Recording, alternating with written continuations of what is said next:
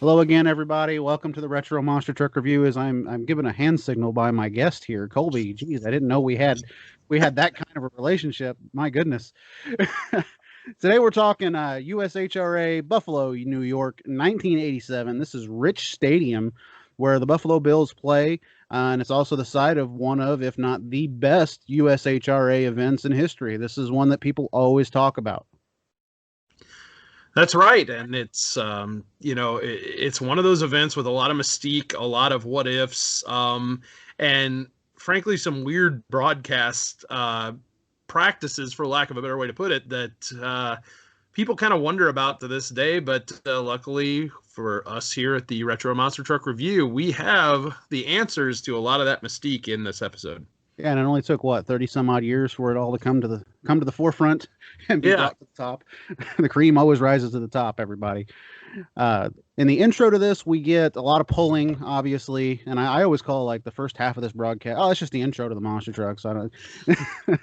But in this event, we see most of this is kind of blocked out. For a number of years, nobody really saw the semifinal round of this until I mean, I think there's video of it out there. You've got to do a lot of searching to find it. You were gracious enough to send this to me a while back, and I got to see these for the first time. And I understand why now that they didn't really air those, but I still think that if you're going to do if you're going to show off this entire first round, I don't understand why you just skip straight to the finals. It's just me. and I agree. I mean, I love the Spanky Spangler stunt that they do on this broadcast, but man, they spend Oh, who so much doesn't? time on that, and they spend so much time in between the rounds of pulling, and there was just plenty of room to get this in, and the pulling was really cool in this event. It was a lot of really good looking, some of the best looking trucks that were around at the time, but man, they do so at the expense of, some major context to the event that probably could have been used that would have made this really an over the top event. That it just, it was a great one, but it really could have put it over the top. Yeah, I agree. Real quick, we'll talk about Rich Stadium itself. This stadium was built in around 1960, I believe. Um, Yeah, I think the original plans for it were put in place in 1960 because I believe it was War Memorial before that. The stadium yeah, officially opened in 1973. yeah. Yeah, Okay, I misread it now. Its plans were in 1960, original opening 1973, replaced War Memorial. One thing that I found here right before we started to broadcast was an alleged curse of this stadium. And I'll just read this quote here. It says, since the Bills moved from War Memorial to their current home, it has been noted that the team has not won a championship since and has had frequent periods of heartbreak. Several writers have owed this to the fact that the stadium was built just yards away from a family cemetery as part of a territory once owned by the Sheldon family. A plaque just outside the gate 6 and 7, graces the cemetery, and also notes that the stadium was built on the site of an ancient Winrow village. yeah. So a lot of curse for the Bills, and maybe a curse for a specific monster truck later on in this event. 3 years before this, they had renovated this stadium, and this was kind of before renovations meant luxury boxes and big, video screens and all of that. So they renovated it to have more people. So this rich stadium held over 80,000 people for this event, and it looks like an absolute cavern, and it really was. It was a huge stadium, and they limited the crowd to what is commonly referred to as the hard camera side. Yeah. And so it looks like no one's there. I mean, they could probably have had 25, 30,000 people sitting behind the camera, and you would But have you would never never known. know it. Yeah. It looks like, to me, it reminded me of like when we talked about Houston in '87. You see the empty shot of the Astrodome. That's what it looked like behind the trucks Oh yeah. as you saw them go. It was just a bunch of empty seats. One thing I always thought contributed to that until what you had just said, we found that out later. They had everybody on the hard camera side. Well, I thought because maybe there was a little bit of rain in the area because there was a few raindrops that show up in this event that you see. And I wondered if maybe some people had just left because there was a big rain shower beforehand. But that's obviously not the case. And they still very well may have, because a rain. Uh, Luckily, it was June and not one of the colder months in Buffalo. Because Exactly. I've Yes. I've never been to Buffalo, but I've heard the stories of how bitter the cold can be up there. So add rain into, being in Buffalo and in an 80,000 seat stadium where even like I said, even at best you probably sold 20 to 25,000 tickets to. Maybe a few of them didn't show up, but we just don't get a whole lot of shots of the crowd in this event. So maybe that's done purposely. Very true. It's ironic here, as you put in your notes here, ironic that they ran 8 trucks here, relatively small crowd, but a few months later at their World Finals, they would only book 6. Correct. And I mean, literally, they could have put any 2 trucks in that Houston event that we covered a couple of weeks back, and just filled out this event. It had made a lot more sense. But that also kind of adds to what's cool about this show, this Buffalo 1987 USHRA offering is, you've got a full lineup, especially for the time. And while the track itself, it's pretty small, probably could have even fit in an arena. Yeah. It definitely added to the mystique of this event. Well, let's get right into it here. The lineup for this event is kind of star-studded if you really look at it. Here we got Virginia Giant and Deal Wilson, Kevin Dabney and Durliner Giant, Dave Marquardt and Excalibur, Don Maples and Samson One, Fred Schaefer, Little Barefoot, Gary Bauer and Lone Ranger, Jim Kramer, Bigfoot 4, and Steve Helms in Skull Bandit. Yeah, and that, I mean, really, that's, you got the 2, what they refer to in this show as mini trucks, but, the 2 short wheelbase trucks in Little Barefoot and Lone Ranger that were probably more, more geared towards the exhibition. Durliner Giant, I think back to when we talked about the Houston event that Durliner Giant was also kind of more in that, and that it was a bigger, heavier truck, but Durliner Giant, does pretty well for itself in this show. So, between Virginia Giant and Excalibur, obviously, Kramer and Bigfoot, obviously, and Steve Helms in Skull Bandit, obviously, you've got a really strong lineup of trucks here that are really going to go for it, and I think it definitely will show. One thing I would like to know here, and maybe you can shine a little bit of light on this, but when did actually Barry Packard purchase Little Barefoot? I know he had it by 1988. My understanding it may have even been sold by this point. However, it's a situation where, sell it, but hey, I've got these X number of dates that I have to contractually finish, and then you can have the truck. So I don't know exactly the date, and I'm sure somebody out there will be able to tell us, but if it wasn't before this, it was definitely not long after. I was going to say it had to be not very long after this, because honestly, Barry Packard was my first introduction to Barefoot back in the day, because I have an old Richmond, Virginia VHS tape that my mother recorded that's got Barry Packard and Little Barefoot where he locks the front. They're talking about how he locks the front tire and does a donut. That was my introduction to Barefoot as a kid, and I always thought, oh, Barefoot, it's Little Barefoot. Whenever I heard of Barefoot, I'm like, wait a minute, they took the little out of it.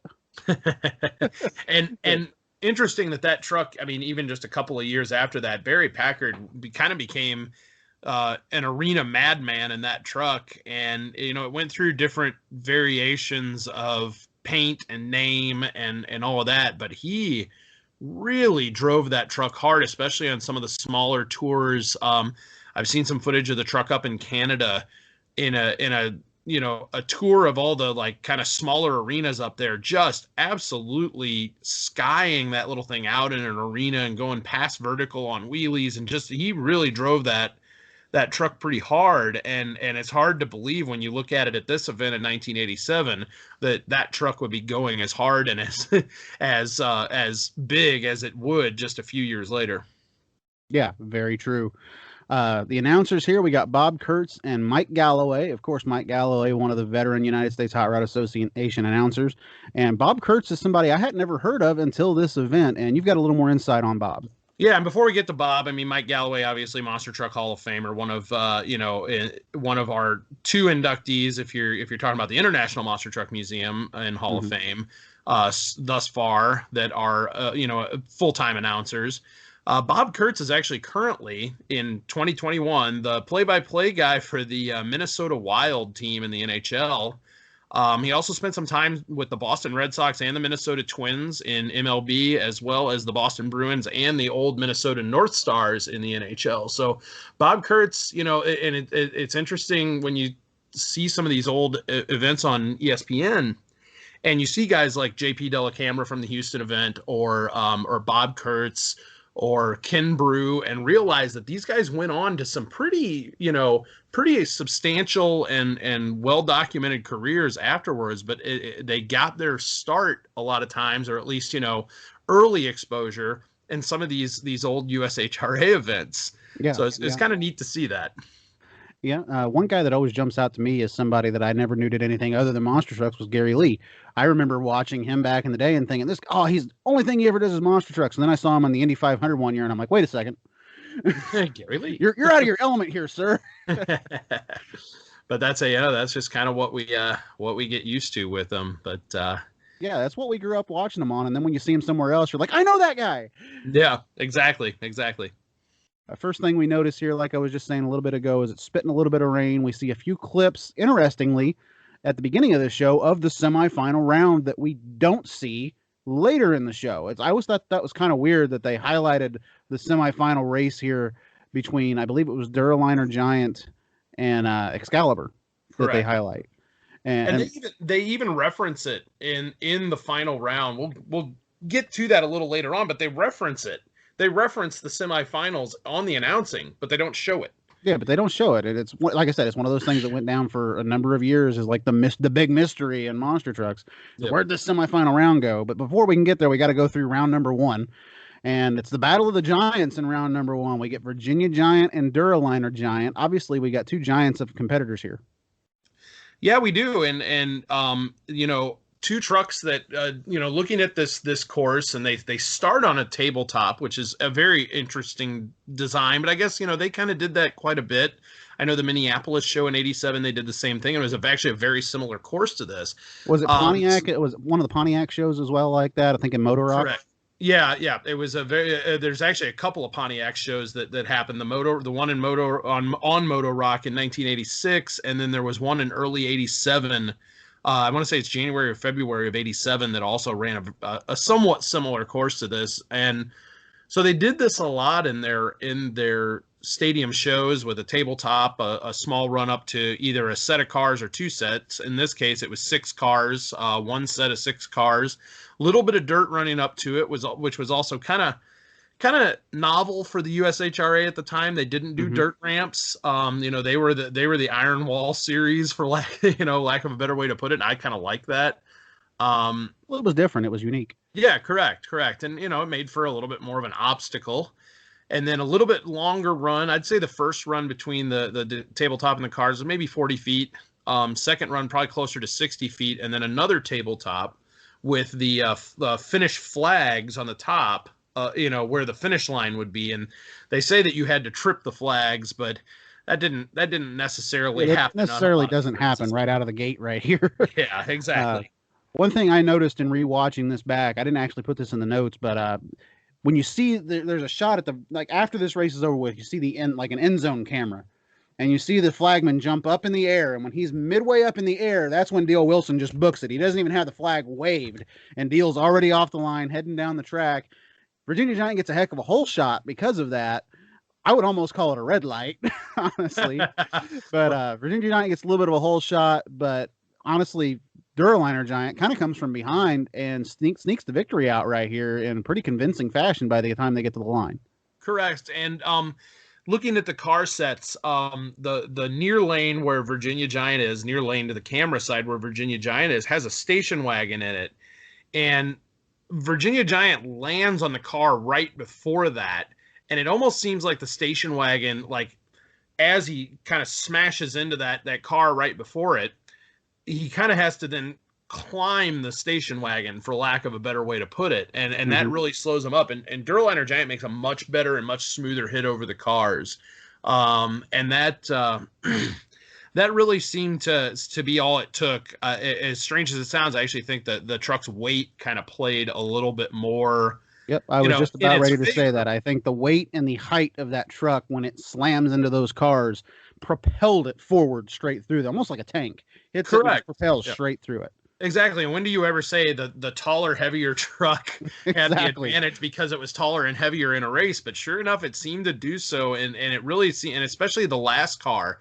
And Virginia Giant's not a light truck by any stretch, but Durliner Giant has it beat by quite a bit. And Well, I at think least that what? last car, I would say at least what, 5,000 pounds, if more. probably pretty close to that. I wouldn't put it past it. And really smashed that last car down and made that transition from the cars to the kind of second no man's land there a lot smoother for the truck. And wins by a good truck length, stays together well, which was that truck didn't always stay together well at the time. So definitely a good round by the Dabney team there, and took the win over what we've established as a pretty tough and consistent competitor in D.L. Wilson. You could almost consider this one an upset because at the time, Durliner Giant wasn't really doing, and not throwing them under the bus, but they weren't really doing that much as far as the racing brackets. They were generally one and done. Oh yeah, very much so, and heavy and tall, but heavy and tall worked in this case, and was able to take that huge. I mean, you were absolutely right. Virginia Giant absolutely ate Durliner Giant's lunch on the line. It wasn't even close, but that tells you how good that hit was. So Exactly. Next race here, we've got Excalibur and Samson won. Speaking of tall and beautiful trucks, my goodness, Samson won. That truck, one of my favorite quotes was Minneapolis in '88. I can't remember for the life of me. I can't remember the announcer's name off the top of my head. He says it's got more chrome than Sammy Davis Jr.'s driveway, and by God, is he correct? This thing is just one of the most beautiful trucks in the early days of monster truck racing. Still stands out to me to this day with all that chrome on it. Yeah, and that's something you can say kind of across the board, and probably didn't mention in the last race is the first two races, and really this whole lineup. But these first two races are four of the best looking monster trucks that were ever built. Yeah. Virginia Giant had probably one of the greatest paint schemes of all time. Durliner Giant was just absolutely gorgeous. You're right. Samson won one of, if not the best looking truck that ever was. And the most unique of the four is Excalibur, the straight black truck with the design on the side, the name that just popped right out at you. Just a beautiful truck. And in this form of Excalibur, probably the best suspension as well on the field. Oh yeah, easily. The only thing that he would have probably come close would have been, the Bigfoot truck. But yeah, like we mentioned the last time, Excalibur definitely was dialed in on the suspension, and that was kind of the point of the truck, is they realized that suspension was going to be the way forward, and they were the first ones to figure that out. Oh yeah, speaking of going forward, Excalibur gets the whole shot here and just absolutely sails over the cars. The camera stays with Marquardt throughout this entire race because let's just face it, he is the obvious show in this pass. Flies over those cars, flies straight to the finish line like a man possessed. And if I remember right, he goes way off to the left on the finish line. I mean, the truck's it's all over the place, but man, it's straight as actually, you know what? Controlled chaos. I'll just say that. Very controlled chaos. Yeah, and off the line, you can really watch that suspension work where, that first drop off of that dirt tabletop is probably a good 5 feet, and that truck just soaks it up. Oh yeah. I mean, you watch the suspension work, and he makes a hit, and he runs into what it may be the world's most powerful station wagon, and it throws him sideways. I mean, he's probably 45 degrees to the track and just lays into it. And you're right, he hits that finish line at about another 45 degrees and lands, crosses the finish line on his side, but lands in Samson's lane. Lands in Samson's lane past the. So I mean, one of the craziest passes of all time.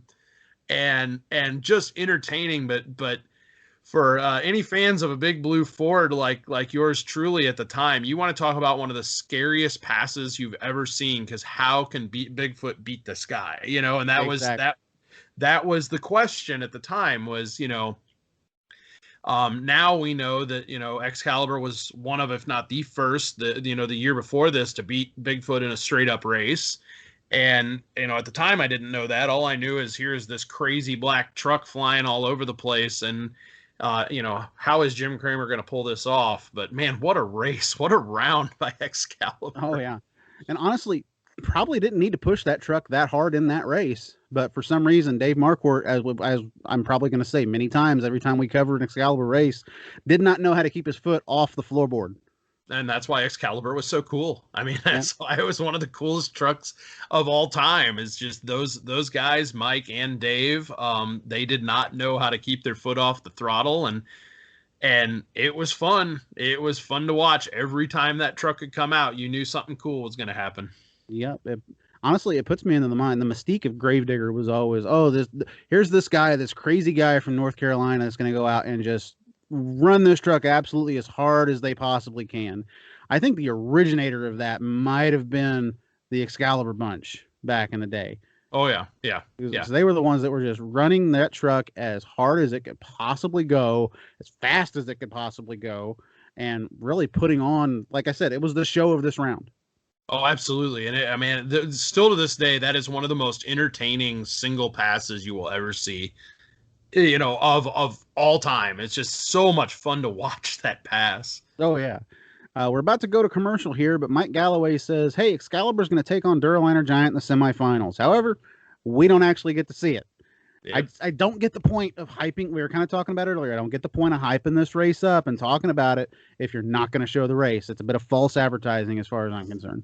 Well, to be fair, I'm sure Mike Galloway had nothing to do with cutting that out at the ESPN headquarters when the and I'm not throwing Mike Galloway under the bus. I'm just saying, hey, why promote this if you're not going to show it? Yeah, why even keep that line in there? But I guess they needed to fill time and they didn't care, judging by their graphics, and that, you know, Kirk Dabney drove Duraliner, even though it was obviously Kevin Dabney driving Duraliner in the first round. So, you know, they as we've discussed before, they weren't necessarily concerned with accuracy. Yeah, very, very true. Barefoot and Lone Ranger here. I've got in my notes, this is a couple of mini trucks, even though they were probably quite a bit taller than some of the trucks there. They were really short wheelbase trucks, one on 66-inch Goodyears, the other on 73-inch Firestones. Little Barefoot, though, like I said earlier, my introduction to Barefoot back in the day. And honestly, until I saw this event, I had no idea Fred Schaefer even had driven the truck. Yeah, and you know, Fred, obviously a legend. I mean, you got two more Hall of Famers here.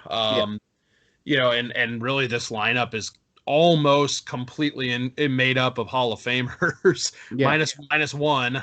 This truck is completely, or this event is made completely of Hall of Famers. And, you know, again, two smaller trucks. I know we mentioned this earlier as far as like wheelbase, obviously not smaller in terms of height. They weren't necessarily race trucks, but that being said, those two together in a race, they actually made for a pretty, pretty solid little competitive race here that was fun to watch.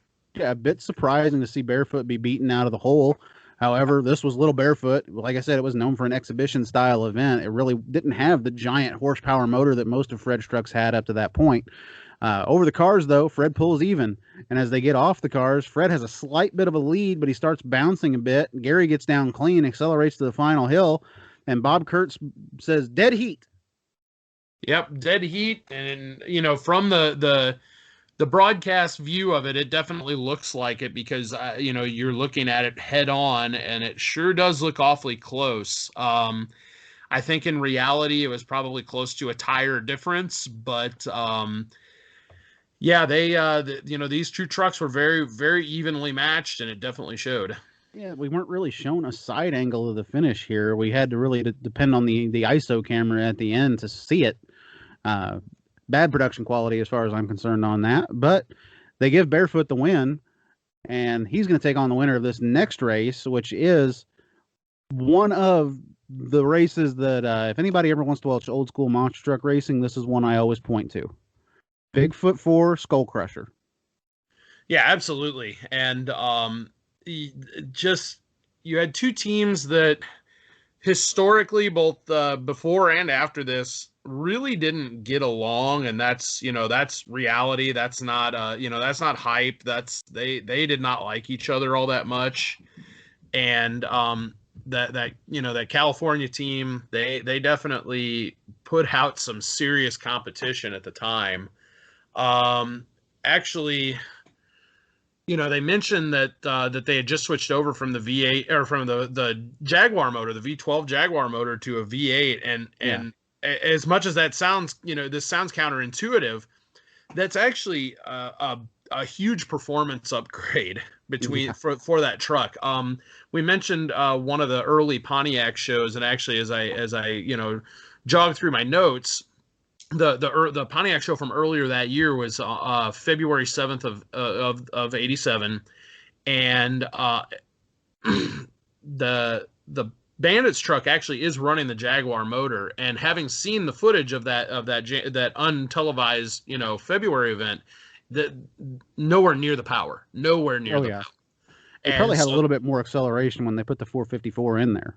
oh, absolutely, I mean, just acceleration, top end, all of it, and you can just see it. And this is a great, like you said, this is another one of the all-time classic races here. Yep, this is one I've always pointed to. If you want to see a good classic monster truck race, Jim Kramer, Steve Helms, Buffalo '87 right here. I think Bigfoot wins this race on the whole shot because if you compare these side passes to each other, I mean, if Bigfoot doesn't get the whole shot, Skull Crusher is going to win this race. I mean, they stay virtually dead even the entire pass, and Skull Bandit's maybe a half a tire to a tire length off of him the entire race. Correct, and I think really until they hit, if it wasn't for the whole shot, and until they hit that final tabletop, I mean, both of those hit that final tabletop at absolute full speed, Oh yeah, and with no thoughts of anything other than I'm gonna win. I think that final hit, you can kind of see the difference in suspension a little bit between the Bigfoot truck and the Golden State truck. Where the Bigfoot truck just kind of flies that last hill a little bit better. And that's keeps about the the nose only, down as Bandit's kind of got it up a little bit.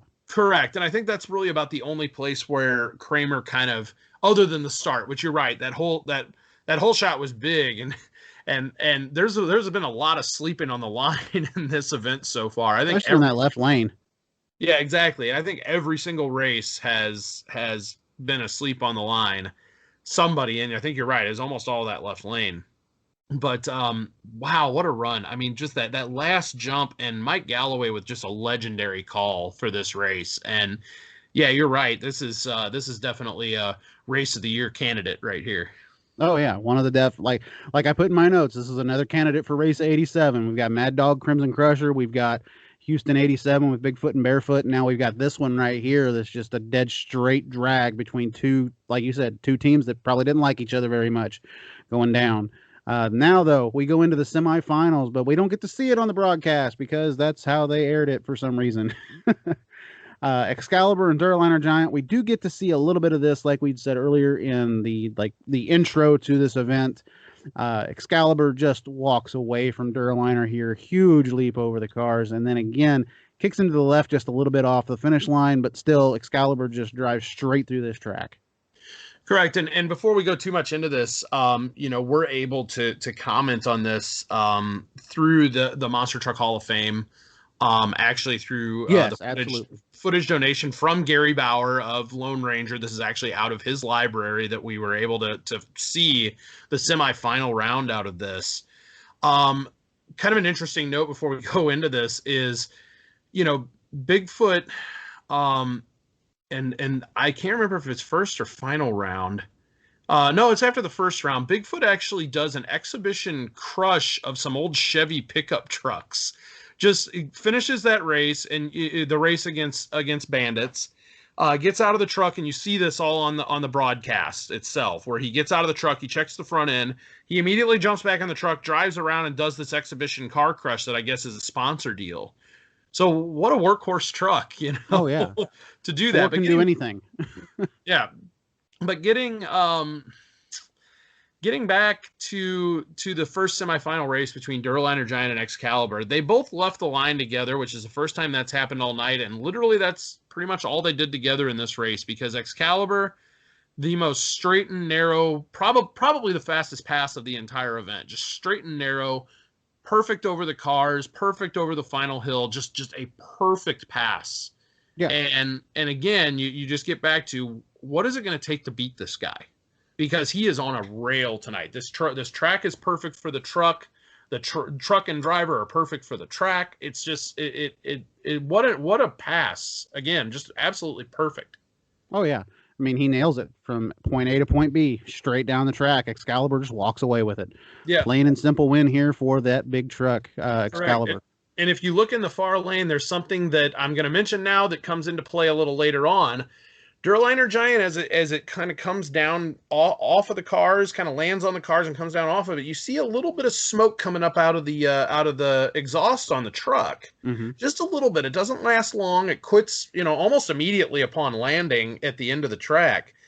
Now with Excalibur winning the race, it doesn't matter, but maybe it matters more than we realize. Yep, very true. Next race, Bigfoot, Barefoot. One of your picks for probably the greatest rivalry in monster truck history right here. I do believe, though, this has got to be an odd choice of a truck to bring to this event for Fred Schaefer. I don't understand the logic of bringing Little Barefoot to a big event like this. I mean, I'm wondering if he didn't because he maybe had that truck sold and was, I don't know where Barry Packard is from in the United States, but I wonder if that might have had something to do with the delivery of that truck. Maybe so. It's weird if you're going to go to a big event like this and you're going to have, you're probably going to end up facing Bigfoot at some point or be close to the Bigfoot in the bracket. And your truck is considered at this time probably the number 2 truck in America. I don't get the logic of bringing the short wheelbase truck here, but ends up he does bring it, but does not stand a lick of a chance against Bigfoot 4 here. He brought it to the event. He didn't bring it in this race, and exactly. It was almost a mirror image of the race before, except for Bigfoot won by 2 trucks instead of one truck like the race before. I mean, it was it wasn't really a surprise. Bigfoot just wipes the floor with Little Barefoot, but you expected that. I think everybody going in pretty much knew unless Bigfoot broke, that was pretty much what was going to happen. Yeah, exactly. Jim Kramer's foot's obviously on the loud pedal over the cars too. I noticed that in the little ISO cam that we watched. That truck he was on it right there. I think it's because he knew who was in the other lane, and even though that truck had a shorter wheelbase, he was still going to push just as hard to beat that truck. And again, like you said, workhorse truck here, Bigfoot 4. This truck has already done 1 pass, an exhibition car crush, and now another pass. And it's like the Energizer Bunny. It keeps going and going and going. Yeah. Yep. And actually, I got to correct. It was Bigfoot 6. So. Oh, it was Bigfoot 6? It was Bigfoot 6. Oh, I thought it was 4. That's what it. Nope. Gosh dang! Throw my notes. That's just not right. But that's okay, because actually, if you ask Kramer, my understanding is his favorite truck was 6. So. Oh, really? Yeah. Okay. Well, we've been calling it Bigfoot 4 this whole time. I guess it's Bigfoot 6 now. All right. Yeah, well, we've had a truck change mid competition. No, I'm just kidding. One thing to point out here, real fast, before we get into the actual final round. I understand exactly why these races were not shown, because they were not close at all. It's just the trucks that won, Excalibur and Bigfoot, they go straight down the track, they defeat their opponent, and they're done. There's not even really a need to show these. I'm sure that's what they thought back in the day anyway. I understand the reasoning to cut them. I just don't agree with it because, like you said, there's plenty of other dead air in this broadcast they could have cut out to include this. Well, there's not just that. I mean, there's also that, and I think you're probably right in your well, not your reasoning, but their reasoning.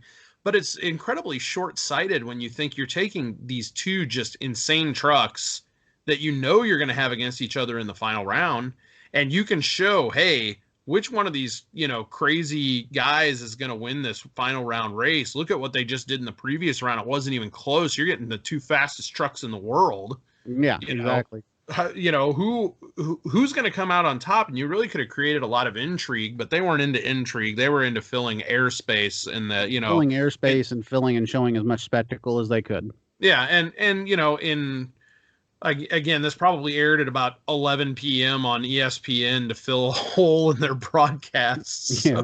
So, they didn't care. They just needed some airspace filled, and monster trucks didn't mean anything to them other than that. So. Yeah, unfortunate, but that's how it rolls. We get to the final round here. Bigfoot versus Durliner Giant. Wait, what happened? I thought it was Excalibur. Excalibur pulls to the line as they're hyping the finals, and then you hear a very loud noise. And that, my friends, is the engine. And Excalibur saying, nope, I'm done. Yeah, so Excalibur's towed off the track and then replaced by Durliner Giant. So it was the craziest thing about this. So on YouTube, you can find the footage of Excalibur rolling over in a lake. Yes. It's actually at a quarry. This was apparently the very first event back after that. Oh, really? Yes. See, that I did not know. So they had a pretty good relationship with MSD, the people that made, the mags and all those, electronics parts. And this was a new experimental MSD mag that was in this truck. And apparently the word is they didn't get it fully dried out. Oh, so that's what happened? The magneto grenaded. The mag blew up. Okay, for years upon years, it's always been told to me is, oh, the motor blew. Yeah, and that's what on the line. And I always thought that was weird, but I never questioned it. Yeah, and that's what they say on the broadcast. And I fully understand that. I mean, trying to go in through and explain stuff that I couldn't even sit here and explain to you because I sure don't understand what it does for the truck.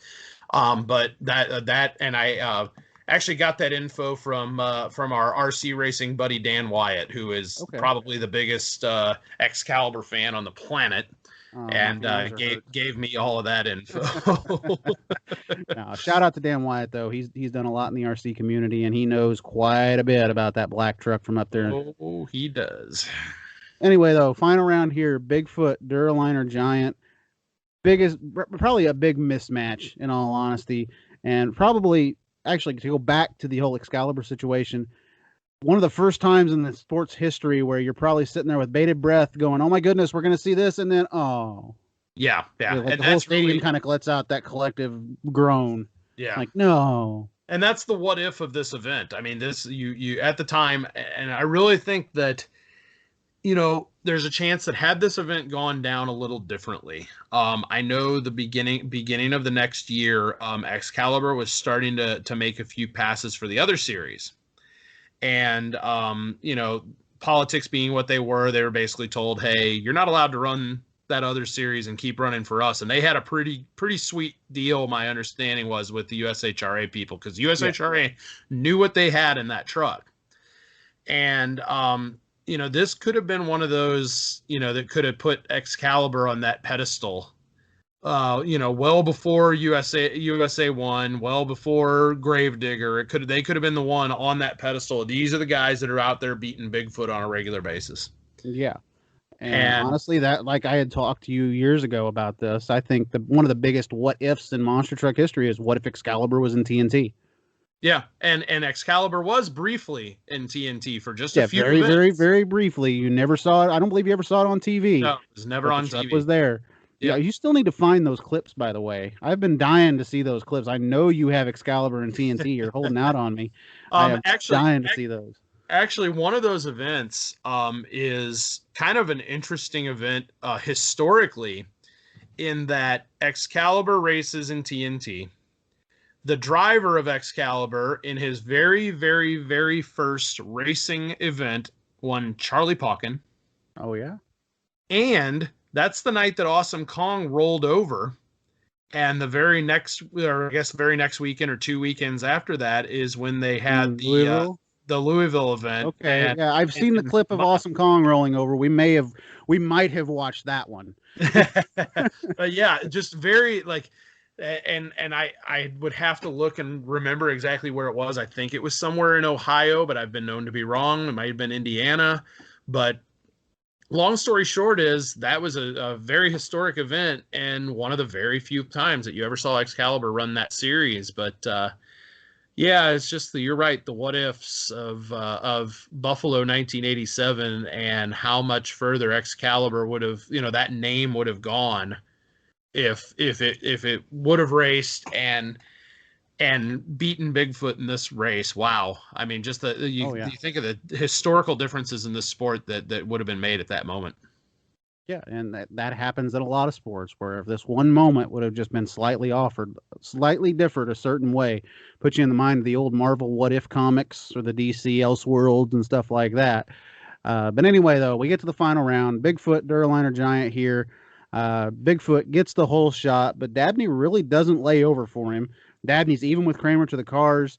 but it's about a trailer. It's about what I'd say a truck length by the time they come off the cars. No match for Bigfoot. And then we get the famous quote from Mike Galloway. It's a shootout. It's a shootout. It's Bigfoot at the finish. It's Bigfoot at the finish. Yeah, and really, I think the truck length almost happens after they come off the cars, because as they land on the cars, they're even. They're dead even. Okay. That's what I meant is when they come off the cars, they're dead even. Yeah. Yeah, and Bigfoot maybe got a slight edge, but Durliner Giant made another just amazing hit on that set, on that set of cars on that far lane, and just erased that entire lead. But again, I think suspension and maybe some, well, as we find out, maybe a little bit of motor problems. Yeah, maybe just a little bit of a motor problem, but at the same time, though, he makes it more of a race than it probably should have been comparing those two trucks together. Excalibur practically left Duraliner Giant in the semifinals, but once Giant gets the call to come back to the finals, he makes it a race worthy of a final round. Correct, absolutely, and it definitely was. It was a lot closer. I know at the finish line it wasn't nearly as close, but Duraliner Giant lands off of that car stack, and something comes loose. You can actually see something flop off the front of the truck if you watch the footage. Like originally you kind of think, oh shoot, he blew up a motor, and that, but he stays under power, and you see something flop off the front of the truck. So I don't know if he fully blew the motor, or if just like a fluid line came loose and sprayed all over the headers. Because, like I said, you see something come off the front of the truck, and it's just hanging off the front of the truck. Okay. Maybe he blew the motor. I don't know. But regardless, when it's still under power and makes it actually pretty big hit. I'm sure he couldn't see the finish line through all that white smoke coming off, and that probably slowed him down quite a bit too. But yeah, Kramer wasn't going to be beat there, no doubt, unless the truck broke. But you're right. Durliner Giant definitely made a strong pass of it, really strong pass of it, and it was worthy, like you said, of a final round where maybe it probably didn't have any rights to be. Yeah, it didn't have any right to be there, but by God, it proved that it could be there if given the right circumstances. One thing I got to ask before we get into actually reviewing this show and giving our thoughts of the whole thing all together: are you in Team Marquardt or Team Kramer as to who would have won that final round? I still to this day think that it was Marquardt's race to lose. Yep, I'm like I said, like I put in my notes, I'm firmly in the Team Marquardt camp on that one. I think it was definitely Excalibur's race to lose. However, it would have been very interesting because he was going to be in a lane that he had not been in the entire night. Correct, and not only that, but that far lane, there was a lot less room on that far side than there was on the near side. And I know that sounds weird, but as wild as he was in that first round, he couldn't have done that in the far lane. Yeah, he would have had to have slowed down out of it. Kramer, on the other hand, and this is the X factor in that, Kramer was notorious for being smart enough to know how hard to push the truck. Yeah, and if he makes the pass that he made in that first round, and knowing Kramer well enough to know that he probably had a little bit more, just a little bit more. I still think it was probably Marquardt's, race to lose, and that you've got a lot of big drops, and he's got that suspension, and he's not afraid of it.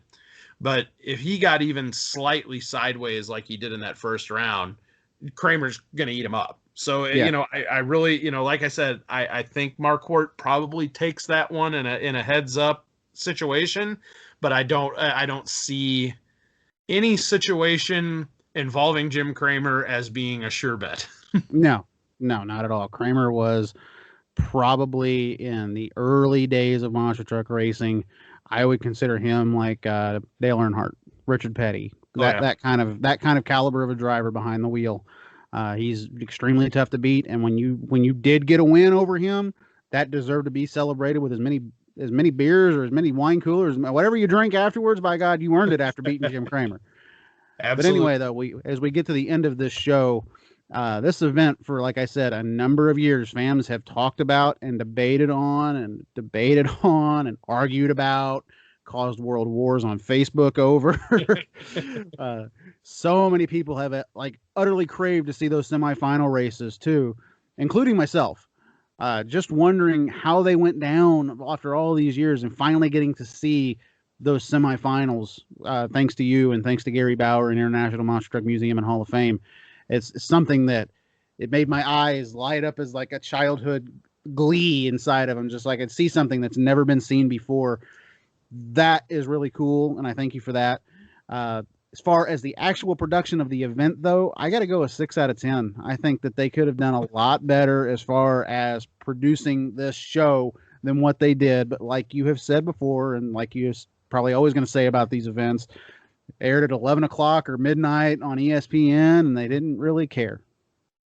Correct, and I think you're being generous at 6 out of 10 on the production value of this event. I mean, I'm doing 6 out of 10 overall. Oh, well, yeah. Well, I mean, the production, the racing itself that we see, phenomenal. Oh, goodness. Yeah, that's part of the reason that rating is up there just above a 5. Yeah, then I think you're probably fair in saying that production is just. I mean, that's when they didn't misspell anyone's name. And you're like, holy cow, they didn't screw up the names. Yeah. That tells you the low bar that's being set. They did list it as Kirk, or actually they listed as Kevin Dabney on the graphics, but Mike Galloway says Kirk. But yeah, it was definitely Kevin. But still, I mean, this is just one of those events where I think the mystique of it, I mean, you've got two really, really good races. The final round race is a lot better than people give it credit for, but that first race between Skull Bandits and Bigfoot 6 is legitimately one of the better races of all time. Just the intensity. I mean, from start to finish, as soon as those motors come up off that line, it never quits, and it's just pure intensity the whole way. The first round of racing, honestly, between all the trucks was really good. Correct. You got to see the wild pass of Marquardt, which, like you have said, is one of the greatest single passes in monster truck history. And 2 races after that, we get to see one of, if not the best early races in monster truck history between Skull Crusher and Bigfoot. Yeah, and I mean, you put that race on today between 2 modern trucks, and they finish like that, and that everybody's going nuts, and that's all over the internet, Yeah. That really is that race, and anybody that's never seen it needs to go back and see that race. And really, that whole first round, like you said, it was just a really good set of matchups.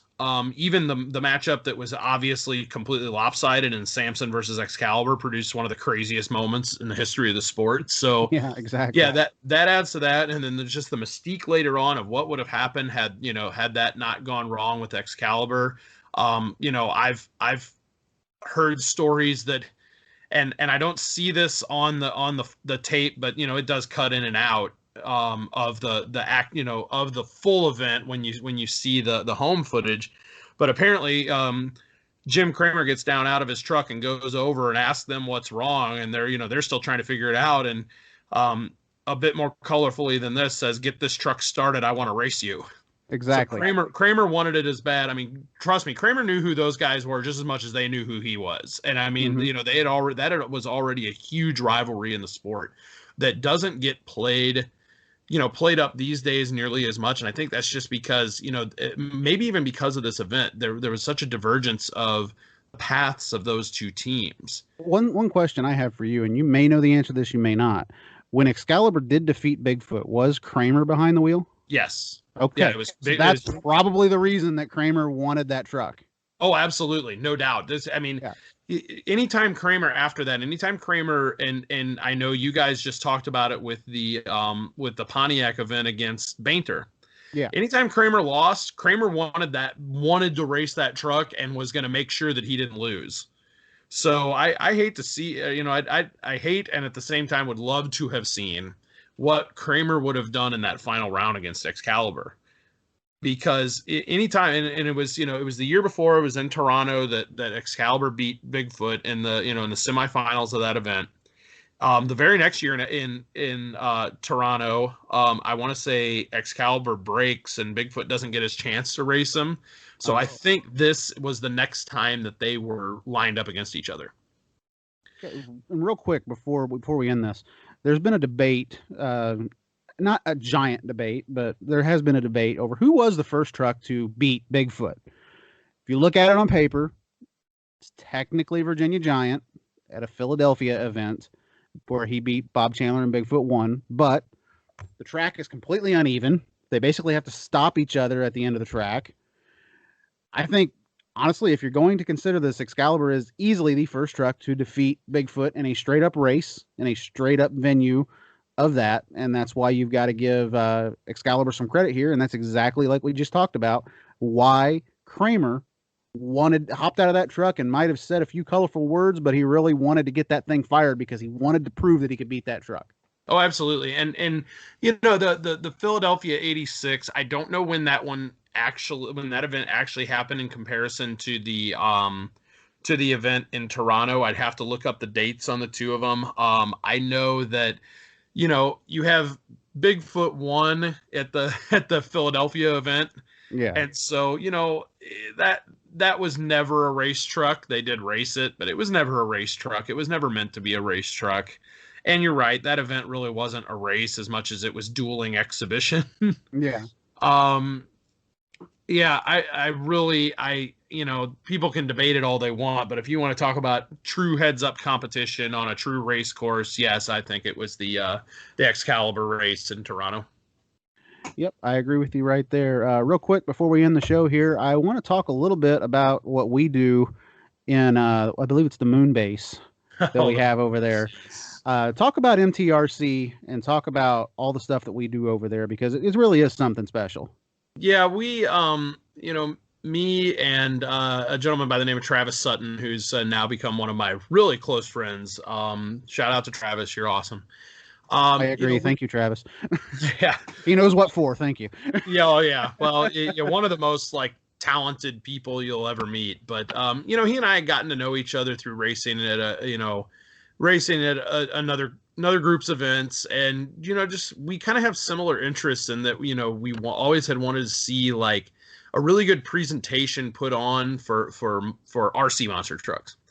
And we, you know, and by presentation, I mean like the look of the event. So basically what we did and kind of developed is we developed this idea of just almost doing like a beauty shot session to try to make an RC event look as close to real as you possibly can. And, you know, my family bought some property that the moon base sits upon. So I guess my family bought the moon.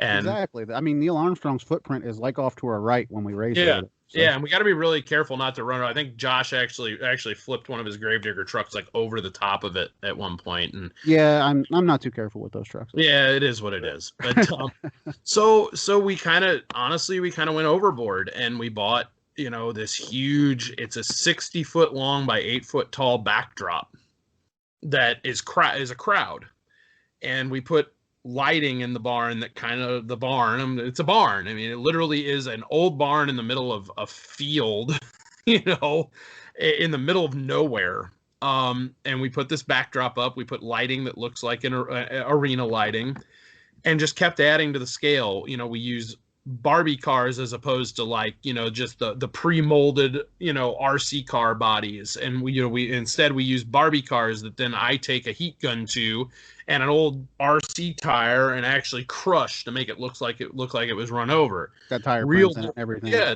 tire prints and everything. Real dirt ramps. You know, now we've gotten to the point where we have a scale Christmas tree that actually works, has lights, works. You know, it's a remote control Christmas tree, goes from red to green, and is just 1/10 scale. Mm-hmm. We've got track crew guys. We've got, you know, and you know, I'm blessed enough to have a, you know, pretty good hand with a video camera, and so, you know, I shoot it with my, you know, I hesitate to even say how much this camera cost me, but my rather expensive video camera about 3 inches off the dirt. And, you know, it's an old barn that housed cows, so it's mostly dirt. There's some other organic materials mixed in. Yeah, there's some other things in there too that I'd rather not talk about. That's all over my shoes. Yeah. But anyway. So that's what MTRC is. It's kind of this. It's a special little thing. It's more about the presentation than the performance. We obviously still perform at a pretty high level out there, but you know, for every guy with a track in his yard or a track in his, you know, or that rents out a building somewhere, and those guys do a great job with the events they do, They don't have a 1/10 scale hockey arena built in a building, you know. No, they don't. And And it on the moon, really is. nonetheless. Oh, I'm sorry, what was that? And on the moon, nonetheless. And on the moon, yeah. So Yeah. gravity is all weird. No, but we just keep adding. I've got packages in the mail with like more little scale accessories for the track. We've got scale hay bales and scale road cones, and we stripe the track with flour just like they do on the real shows, and we go all out with it. Yeah, and I'm glad that we do. I really enjoy going to those events. That's why I wanted to give you just a few minutes here so you could talk about it and really spread the word so we can try and get some more eyeballs on it and watching this stuff, because it's just really cool. It's stuff that we care about and we really enjoy, and that's why I do this podcast, because it's something I care about and I enjoy. Exactly, and we really do. I mean, it's a great group of people. All some of my really good friends, are involved with this, and I wouldn't Except have Ed. any. But anyway. Oh yeah, so we tolerate Ed, but you do what you can do. But no, I wanted to do something different, and I know everybody says that, but it really truly is like no other RC monster truck or any RC event really No, that's it's out not. there. I mean, There's nothing else like it out there. There might be a small exception to a group in California that does a scale style Monster Jam event in somebody's backyard. Yeah. But they don't have a backdrop of a crowd back there. They've just got signs they put on this dude's wall back there. Yeah. We go 100% all out to make this thing look as close as we can to either an old school event or a time trial event that still has an old school feel to it. I enjoy it, and that's why I wanted you to talk a little bit about it right here. Well, I appreciate the time to mention it, and yeah, if MTRC on Facebook, Instagram, and YouTube, MTRC Racing on all of them. Lots of cool video. We're inventing classes just to be more scale. So it's a labor of love. It's a lot of hard work, but it's totally worth it. Exactly, and do check out the Marvin the Martian Sportsman division as well. That's my favorite. You're talking about making up classes. I figured I'd give you one right there. Well, but anyway, though, guys, that's been the Retro Monster Truck review for this week. Thank you very much, Colby, for coming on here talking Buffalo '87. Next week we've got Irving, Texas, with Doug Welker, triple drag monster truck racing from TNT. Going to be a lot of fun. Hope you all enjoyed this week. Until then, though, see you again on the tracks across America. Hey guys, real quick, wanted to pop in here and say thank you so much for all the 5-star reviews that I've gotten in the last week or so. We're up to 6 right now, but hey, you know what? I could use a heck of a lot more, so I'm going to throw out a challenge to you guys. If you can give me 15 more likes by the end of next week, I will throw out a bonus episode of the Retro Monster Truck review for you guys in a midweek release. Not going to tell you what the episode is or anything like that. That's part of the mystery. If you guys can give me those reviews and really pump this thing up there, I'll throw out a bonus show for you. Anyway, though, thank you again very much to Colby Marshall for joining me again this week. Next week is the episode that you guys are really going to enjoy. I think episode 10 is the best one of the series. We've got Doug Welker on the show, and we're talking the TNT Motorsports event from Dallas, Texas, triple lane monster truck drag racing. So much controversy going on in that show. It's almost 2 hours that we talk about this, and man, if you're a monster truck fan and you're a monster truck nerd, you're going to want to listen to that discussion. A lot to unpack there. The banning of Bigfoot 8, the return of Bigfoot 4, Scott Stevens and others kind of throwing some shade in certain directions. It's an amazing conversation. It's an amazing piece of monster truck history, and I can't wait to share that conversation with you guys. Until then, though, I'll see y'all again on the tracks across America. And don't forget, rate the podcast on iTunes and follow it on Spotify.